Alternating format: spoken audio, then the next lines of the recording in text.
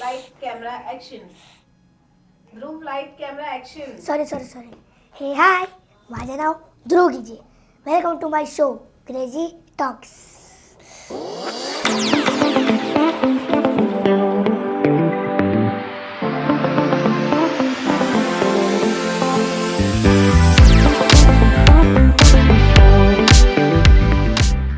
Crazy talks.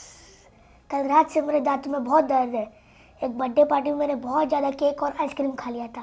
फिर भी आज मैं यहाँ पे शो के लिए आया हूँ क्योंकि आज हमारे शो का सिक्सर है, यानी आज हमारे शो का 6th एपिसोड है. और आज के हमारे गेस्ट है doctor Vinita Patel, hi everybody. जो कि एक बहुत ही फेमस डेंटिस्ट है. तो चलिए अब शुरू करते हैं. तो बचपन में हर एक बच्चे को पूछा जाता है कि बेटा बड़े होके क्या बनोगे. तो अक्सर वो लोग बोलते हैं डॉक्टर बनूंगा, इंजीनियर बनूंगा, पायलट बनूंगा, पुलिस बनूंगा. तो फिर आपके भी बचपन में ये सवाल पूछा गया होगा, तो फिर आपने क्या जवाब दिया उसका. मुझे भी बहुत लोग पूछते थे कि क्या बनेगी क्या बनेगी. तो मेरा पहले से ही डिसाइडेड था कि मुझे डॉक्टर बनना है, क्योंकि मेरे पापा का ड्रीम था कि मुझे डॉक्टर बनाना है. तो धीरे धीरे मेरा भी ड्रीम हो गया. तो मैं बहुत पहले से ही बहुत फोकस थी, 8-9 से ही फोकस, डिसिप्लिन, स्टडीज़ वाइज बहुत अच्छे से करती थी, क्योंकि 10th में मार्क्स चाहिए, फिर 12th में मार्क्स चाहिए, फिर एंट्रेंस एग्ज़ाम दिया. सो यस, मेरा तो पहले से डिसाइडेड था, तो इसलिए फिर बन गए डॉक्टर. तो आपके स्टडीज से लेके डॉक्टर बने तक का जर्नी कैसा था. मतलब उसमें क्या क्या चैलेंजेस आए थे, क्या क्या डिफ़िकल्टीज आई थी, और आपने उनको सॉल्व कैसे किया था. क्या क्या मज़ेदार बातें हुई थी, क्या क्या फ़न मोमेंट्स हुए थे. फ़न मोमेंट्स तो ऐसे आप बोल सकते हो कि जब मैं छोटी थी तब पहले मलाड स्कूल में थी और अचानक हमको मीरा रोड शिफ्ट होना पड़ा. तो बिकॉज तब मैं बहुत छोटी थी, तो तब एक ट्रेन जर्नी बहुत ऐसे ये लगता था, एक्साइटिंग लगता था. तो एवरी डे मैं स्कूल के लिए भी मीरा रोड से मलाड ये होती थी, ट्रेन से जाती थी. तो एक बहुत अच्छा लगता था मुझे ट्रेन में ट्रैवल करना. सो मैंने 10th तक वो किया, फिर कॉलेज, फिर बीडीएस का एडमिशन वगैरह किया. तो बीडीएस में भी ऐसा हुआ कि मेरा कॉलेज बहुत दूर था, वीटी में था. तो मीरा रोड से उधर तक इतने बड़े बड़े बुक्स लेके जाना बहुत डिफ़िकल्ट था. फिर मैंने डिसाइड किया कि चलो हॉस्टल में रहते हैं. पहले बहुत डर भी लगा कि अरे हॉस्टल में विदाउट मम्मी पापा के बिना कैसे रहेंगे. तो डर भी लगा, लेकिन एक बहुत अच्छी बात है, अपने फ्रेंड्स के साथ रहने में मज़ा आता है ना. तो यही सोच के हॉस्टल में शिफ्ट हुई. लेकिन एक बहुत मज़ेदार एक्सपीरियंस था फ्रेंड्स के साथ रहने का. बहुत कुछ सीखने मिलता है, टाइम मैनेजमेंट, खुद का स्टडीज़, खुद के ऊपर कैसे ध्यान रखने का. घर पे तो कैसे मम्मी सब हाथ में देती है ना, चाय कॉफ़ी सब, पानी भी हाथ में देते हैं. अभी जब हॉस्टल में अकेले रहते हैं तो सब चीज़ खुद से करनी पड़ती है ना. पानी भी खुद से ही लेना पड़ता है क्योंकि उधर मम्मी नहीं रहती है. तो बहुत कुछ सीखने मिला और बहुत मज़ेदार एक्सपीरियंस था वो. आपकी जर्नी तो बहुत इंस्पिरेशनल है. तो आप आपकी प्रोफेशनल लाइफ, पर्सनल लाइफ और सोशल लाइफ को कैसे मैनेज करते हो. बहुत डिफ़िकल्ट हो जाता है कभी कभी, क्योंकि फैमिली में मेरे 2 बच्चे भी हैं, क्लिनिक है, एंड सोशल लाइफ में मेरे बहुत सारे फ्रेंड्स भी हैं. तो कभी कभी डिफ़िकल्ट हो जाता है, बट लकीली मेरे पेरेंट्स भी नज़दीक रहते हैं, मेरे मदर इन लॉ भी मेरे साथ में रहते हैं. तो because of their blessing and help सब अच्छे से मैनेज हो जाता है. तो आपके पेरेंट्स का, आपके फैमिली का, आपके डॉक्टर बनने में सपोर्ट कैसा रहा है. उन्होंने हमेशा से डे वन से, जैसे मैंने बोला कि मुझे पहले से ही उन्होंने गाइड भी किया, मेरे पापा ने मम्मी ने दोनों, क्योंकि वर्किंग थे, दोनों टीचर्स थे. तो दोनों ने मुझे हमेशा गाइड किया, प्रोत्साहित किया कि नहीं आपको डॉक्टर बनना है तो पहले से फोकस रहना है. तो पहले से ही मुझे एक गाइडिंग लाइन उन्होंने दी कि कैसे स्टडीज़ करना चाहिए, कैसे डिसिप्लिन रखना चाहिए लाइफ में, जो तुमको डॉक्टर बनने में हेल्प करेगा. और अभी भी टिल डेट ऑल्सो हमेशा ही मुझे सपोर्ट करते हैं, क्योंकि कि डॉक्टर का कोई क्लिनिकल आवर्स नहीं रहते, कभी भी पेशेंट का फ़ोन आए तो क्लिनिक जाना ही पड़ता है. तो अभी भी बिकॉज मदर इन लॉ है मेरे साथ में, वो बहुत ज़्यादा सपोर्टिव है. तो हो जाता है, बहुत डिफ़िकल्ट है लेकिन हो जाता है. अच्छा डॉक्टर, आप कितने साल से प्रैक्टिस कर रहे हो. आपके इस प्रोफेशन में आपका सबसे फेवरेट रोल कौन सा है. मैं नियरली 20 ईयर्स से प्रैक्टिस कर रही हूँ, और सबसे फेवरेट मेरा यही है कि स्माइल देना लोगों को.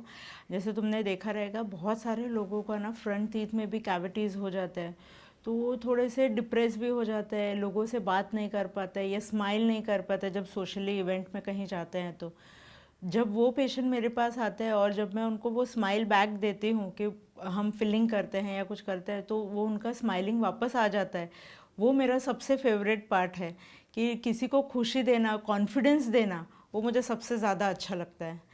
अच्छा, कई बार पेशेंट ट्रीटमेंट के दरमियान या ट्रीटमेंट के पहले डर जाते हैं, नर्वस हो जाते हैं, रो देते हैं, तो आपके लिए तो बहुत डिफिकल्ट हो जाएगा। तो आप उन सब चीज़ों को कैसे मैनेज करते हो?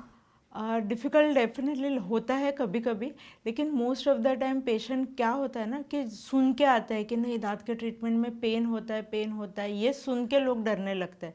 तो मेरा यही स्टार्टिंग में ये रहता है कि आप डरो मत, पहले तो डरो मत, नर्वस मत हो, क्योंकि अभी टेक्नोलॉजी इतना ज़्यादा एडवांस है कि पेन जैसा कुछ डेंटल ट्रीटमेंट में होता ही नहीं है। It is very minimal, because अभी लोकल एनेस्थेशिया आ गया। पहले के ज़माने में क्योंकि एनेस्थेशिया नहीं यूज़ करते थे लोग, इसलिए बहुत पेन होता था, इंजेक्शन टेक्निक्स नहीं यूज़ करते थे। अभी एडवांस इंजेक्शन टेक्निक्स भी है, तो पेनिंग तो बहुत ही रेयर है डेंटल ट्रीटमेंट में। तो जैसे एक बार पेशेंट चेयर पे बैठता है, मैं थोड़ा काम डाउन करती हूँ, उनको समझाती हूँ यही चीज़ जैसे तुमको समझा रही हूँ, तो वो शांत हो जाता है एंड बहुत अच्छे से कोऑपरेट करते हैं। अच्छा, कई बार कोई पेशेंट के साथ कोई फन मोमेंट या मज़ेदार बातें हुई रहेगी? हाँ, डेफिनेटली होती है, बट सबसे फ़नी मैं आपको बताती हूँ कि आज के बस जैसे छोटे बच्चे आते हैं मेरे पास आजकल, यूट्यूब इंस्टा पे सब रील्स देखते हैं, तो उनको पता है कि डेंटल ट्रीटमेंट में अभी पेन नहीं होता है, लेकिन मम्मियाँ खुद इतनी डरी हुई रहती है। बहुत सारे बच्चे मेरे ऐसे आते हैं कि बच्चे एकदम अच्छे से कोऑपरेटिव है और मम्मी उधर सामने बैठ के रो रही है, तो वो मुझे बहुत ज़्यादा फ़नी लगता है कि बच्चे अच्छे से बैठते हैं, पूरा ट्रीटमेंट करवाते हैं, लेकिन मम्मियाँ जब तक ट्रीटमेंट नहीं होता है तब तक ऐसे ऐसे कर रहे होते हैं, ठीक हो ठीक हो, तो मुझे थोड़ा फ़नी लगता है। अदर देन दैट तो हाँ, जब कभी कभी ऐसा भी होता है कि फिलिंग कर दिया आगे के दांतों का, तो पेशेंट बोलता है अरे कौन से दांत में फिलिंग, क्या कुछ समझ ही नहीं रहा, इतना अच्छा कभी कभी फिलिंग होता है, तो वो भी थोड़ा सा कभी फ़नी हो जाता है। डॉक्टर, आप जब एकदम डिफिकल्ट सिचुएशन में रहते हो तो आप अपने आप को मोटिवेट कैसे करते हो? मतलब आपका इंस्पिरेशन कौन है? मेरे इंस्पिरेशन मेरे फादर हैं। मैं जब भी बहुत डिफ़िकल्ट सिचुएशन में रहती हूँ, डेफिनेटली पहले उनसे एक बार कंसल्ट करती हूँ, उनसे एक बार सलाह लेती हूँ। बट अदर देन दैट मुझे हमेशा ऐसा लगता है कि कोई भी डिफ़िकल्ट सिचुएशन हमेशा के लिए नहीं रहता है। एक डिफ़िकल्ट पीरियड आता है तो उसके बाद बहुत अच्छा पीरियड भी आता है, तो यही मेरा मेन ये रहता है कि अच्छा टाइम नहीं है तो चला ही जाएगा और अच्छा टाइम आएगा ही, ये मैं हमेशा भी सोचती हूँ। अच्छा, स्ट्रॉन्ग और मजबूत दांतों के लिए हमें कैसा केयर करना होता है और क्या करना होता है उसके लिए और क्या नहीं करना होता है? अच्छा, तो उसके लिए सबसे पहले क्या करना होता है ये मैं पहले बताती हूँ, ठीक है। सबसे पहले ब्रशिंग करना है, बट वो 2 टाइम करना ज़रूरी है। जैसे सुबह तो हम करते हैं क्योंकि पूरी रात सोते हैं, है ना, तो पूरा स्मेल आता है, तो उसके लिए तो हमको करना ही है। लेकिन सबसे इम्पॉर्टेंट ये है कि हम रात का ब्रशिंग करें। क्यों? क्योंकि रात पूरा दिन में हम कितना सारा कुछ खाते हैं, है ना, तो पूरा दांतों के अंदर बीच में जमा हो जाता है। अगर रात का हम ब्रशिंग नहीं करेंगे तो उसमें कैविटीज़ लगने के चांसेस 100% है। तो रात का एक ब्रशिंग सबसे ज़्यादा इम्पॉर्टेंट होता है। दूसरा है फ्लॉसिंग, जैसे 2 दांत के बीच में कुछ अटका है। तीसरा है गार्गलिंग, जैसे भी हम कभी भी कुछ खाते हैं तो इमिडिएटली हमने गार्गल कर लेना चाहिए। अगर फ्रीक्वेंसी कम हो खाने का तो सबसे बेस्ट है, लेकिन जितनी भी बार खाए तो गार्गलिंग करना बहुत ज़रूरी है। ये तो हो गया कि क्या करना चाहिए, ठीक है। दूसरा है क्या नहीं करना चाहिए, तो नहीं करने में एक तो जैसे वेफर्स है, केक्स है, चॉकलेट्स है, ये नहीं खाना चाहिए बिकॉज वो हमारे दांतों के ऊपर लग जाता है और सबसे ज़्यादा कैविटी क्रिएट करता है। दूसरा कोल्ड ड्रिंक जो है वो तो पीना ही नहीं चाहिए, बच्चों को तो नहीं देना चाहिए, बट बड़ों ने भी नहीं पीना चाहिए बिकॉज वो आपके टीथ को एसिडिक कंटेंट होता है ना, तो वो वीकन करता है और उससे कैविटीज़ जल्दी लगने के चांसेस होता है। तो जैसे केक, वेफर्स, जैसे मैंने बताया, कोल्ड ड्रिंक्स, ये सब चीज़ें, जंक फूड जो है बेसिकली, ये सब हमने अवॉइड करना चाहिए अगर आपको आपके टीथ हेल्दी चाहिए तो। ओह, ये तो बहुत ही इम्पोर्टेंट है और मैं तो इसको डेफिनेटली फॉलो करूँगा। बट मुझे एक चीज़ नहीं समझ में आई, आपने वो कैविटी और वो फीलिंग बोला और वो फ्लोसिंग, उसका मतलब क्या था?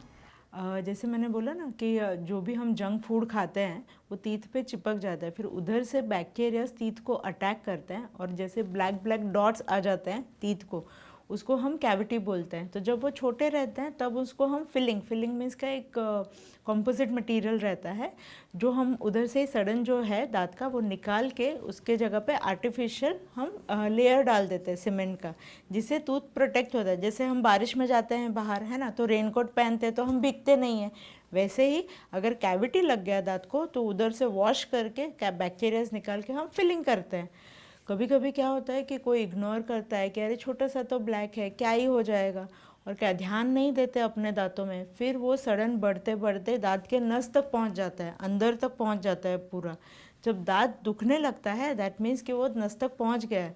फिर हमको रूट कैनाल करना पड़ता है दांत का, मीन्स वो पूरे दांत को जड़ तक पूरा साफ करके, पूरा मेडिसिन से, पूरा मशीन से साफ करके फिर उसके ऊपर फिलिंग और कैपिंग करना पड़ता है। तो ये थोड़ा सा लॉन्ग प्रोसीजर हो जाता है, इसीलिए मैं आपको बोला ना मैंने कि हर 6 महीने में एक बार डेंटिस्ट को विज़िट करना बहुत इंपॉर्टेंट है। कि अगर हर 6 महीने में आप विज़िट करेंगे तो छोटा मोटा कैविटी रहेगा तो हम आपको बता देंगे कि छोटा कैविटी आप उधर ही फिलअप कर सकते हैं, ठीक है।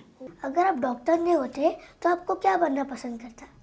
अगर डॉक्टर नहीं होती, जैसे तुमको पता है मुझे तो लोगों को स्माइल देना, कॉन्फिडेंस देना बहुत पसंद है, तो अगर डॉक्टर नहीं होती तो शायद फैशन डिज़ाइनर होती, लोगों को अच्छे अच्छे कपड़े पहना के खुश कर देती थी और उनको कॉन्फिडेंस देती थी। या फिर इंटीरियर डिज़ाइनर होती थी कि लोगों के घर अच्छे बना देती थी, ब्यूटीफुल बना देती थी और स्माइल स्प्रेड करती थी। वाह, कितने अच्छे विचार हैं आपके। तो फिर आपके इतने हैवी शेड्यूल में आप अपने हेल्थ का कैसे ध्यान रखते हो? तो फिर 20 मिनट्स का एक वॉक कर लेती हूँ, क्योंकि जैसे तुमने सुना होगा कि 20 मिनट्स का अगर वॉक करेंगे, ब्रिस्क वॉक करेंगे, तो अपन का पूरा बॉडी हेल्दी होता है। तो एवरीवन शुड डू दैट। अच्छा, तो फिर अगर किसी को डॉक्टर बनना है, डेंटिस्ट बनना है, तो आप क्या मैसेज देना चाहोगे हमारे ऑडियंस के लिए? अगर किसी को डॉक्टर बनना है, डेंटिस्ट बनना है, तो फोकस्ड रहो, डिसिप्लिन रहो, यही सबसे ज़्यादा इम्पॉर्टेंट रहता है। कि अगर, क्योंकि उसके लिए परसेंटेज भी ज़्यादा चाहिए, तो स्टार्टिंग से अगर इफ़ यू आर ओरिएंटेड कि डॉक्टर बनना है तो उसके हिसाब से डिसिप्लिन रहना बहुत ज़रूरी है, फोकस्ड रहना स्टडीज़ पे, वो बहुत ज़रूरी है। अच्छा, तो मैंने आपको थोड़ी देर पहले बताया था कि मेरा दांत बहुत दुख रहा है, तो मुझे कहाँ पर आना होगा? आपका क्लिनिक कहाँ पर है? मेरा क्लिनिक मीरा रोड में है, Ekdant family dental clinic, station से एकदम नज़दीक ही है, ठीक है, तो आ जाओ। तो थैंक यू सो मच आपका वैल्यूबल टाइम हमें देने के लिए। Thank you so much.